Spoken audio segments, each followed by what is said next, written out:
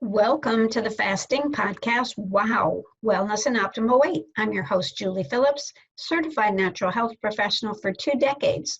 In the weekly episodes, you'll discover little-known facts, simplified approaches, insights from the wellness coach perspective, valuable tips, and amazing wellness tools and technologies. And now, onto the show. This is episode 40, pH balance and fasting. First, let's get clear on pH, which stands for potential for hydrogen. And we're going to talk about 3 body fluids, the blood, the urine, and the saliva. And why do we care about each?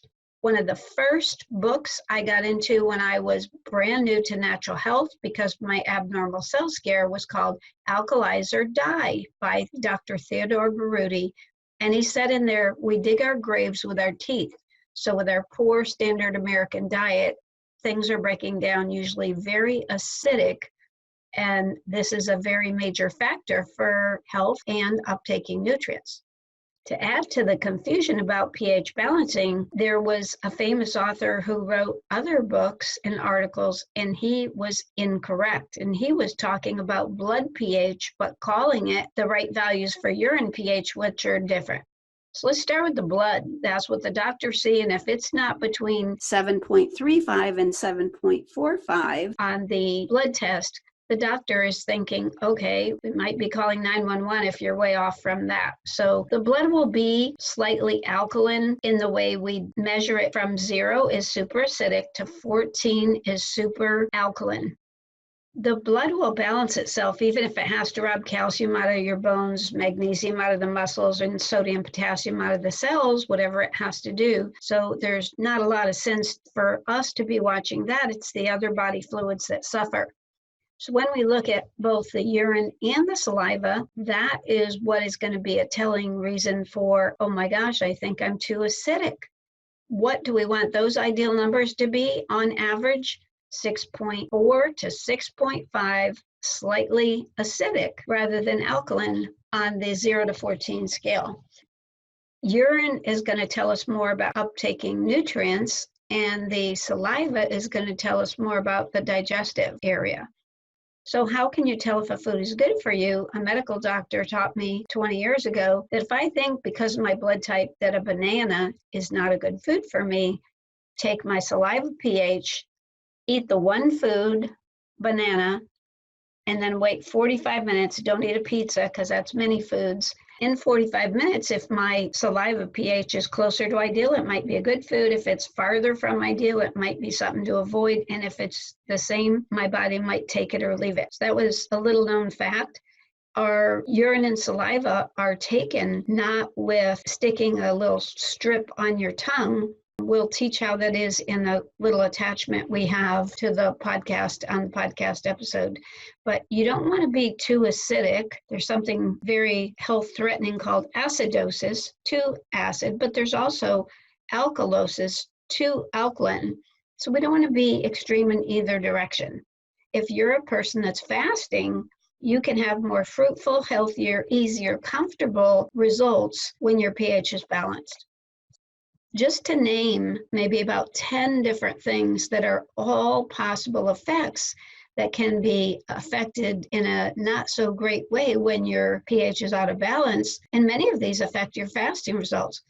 Hormone levels, cardiovascular health, weight gain or loss, bladder and kidney efficiency, immune function, free radical damage, structural system integrity, liver function, energy levels, digestion and elimination, all important for fasting, and microbiological environment. Now, there's a couple of really good charts. You might want to go on the podcast website where it has the list of episodes and click on the slides. They are also in the YouTube videos, by the way, but you might want to hang on to these because there's a nice chart that has the 0 to 14 scale. It's honing in on the middle part of it, and it says urine mineral chart of acceptance. So this is not the saliva or the blood, this is the urine. So if your urine pH over time, there's a little square down, the line goes down at 6.3 and then across and then up at 6.6. And you know 7 is the middle of the pH range, so we're talking slightly acidic here. If your urine isn't between 6.3 and 6.6 over time, then it has the word iodine in the box saying you might have trouble adequately uptaking iodine inside the cells to nourish them. And then there's another line that's a bigger rectangle that is going a wider range saying, oh, and if you're farther out of whack from 6.4 to 6.5, you might not be uptaking these other minerals, vitamins, and even oxygen. Oxygen, by the way, falls between 5.4 and 7.6 on the 0 to 14 scale. So very important for uptaking of nutrients. The way this is one of the biggest companies and oldest companies that sell supplements, who also provided to us in our next page of the slides a food chart. So when you look at the foods of which ones are in the most alkaline column, you'll see things like lemons and grapefruit. And as you go to the right and you get more alkaline and least alkaline at all, then you're going to move over to the right side of the chart where it shows you what foods break down with an acidic residue in the body when they're done being digested. Interestingly enough, that spinach might break down alkaline when it's raw, but on the acidic side when it's cooked. All the meats and fishes on this chart fall in the acidic column, and all the grains except for amaranth, millet, wild rice, and quinoa fall on the acidic side. So when you eat meats, you know they might break down acidic. When you eat those grains, most of the standard American diet, like white bread and wheat bread, will break down most acidic out of their list.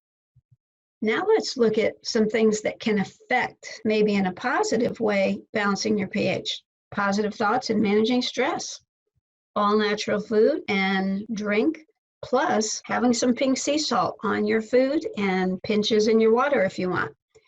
Enzymes that are not only taken with the meals, but also on an empty stomach between the meals and right before bed. And we have our WOW digestive gut aid that we love. Also, alkaline minerals, key 4, potassium, sodium, calcium, magnesium, those 4 all are contained to some degree in the pink sea salt. So that's why we're so liberal with it, especially when people are doing extended fasting, because they find that magnesium and sodium, good sodium, not table salt, is garbage. We did a whole episode on that recently, is really good with the whole alkaline minerals. And another important factor for affecting the pH in a positive way, believe it or not, is probiotics and good bowel movement. You can get the pH strips just about anywhere online or at a health food store. You check separately the urine, separately the saliva, and you can ask for my pH log and test instructions of how I made that for several health food stores about 20 years ago. And it talks about how not to stick the paper on the tongue and how you're going to do this multiple times a week and multiple times a day and average it out so that the different levels of stress in food can affect what your average is. To recap, the average you're looking for both urine and saliva are 6.4 to 6.5. And the blood is what the doctors are looking at with the 7.35 and 7.45. Possible next steps, you might want to be checking out something we're debuting in the beginning of January 2020, a powerful video system called Lifeboat Freedom.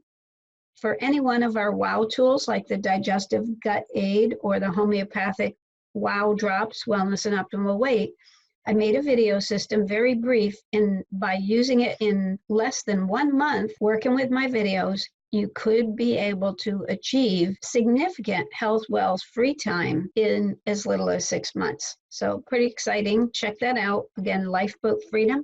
Watch our future episodes. Refer others. Check out our website, thefastingpodcastwow.com, and watch our WOW video with Wellness and Optimal Weight, www.lifeboatdoctors.com. Podcasters, we hope you give us a 5-star on iTunes, and YouTubers, we hope you like the video and subscribe.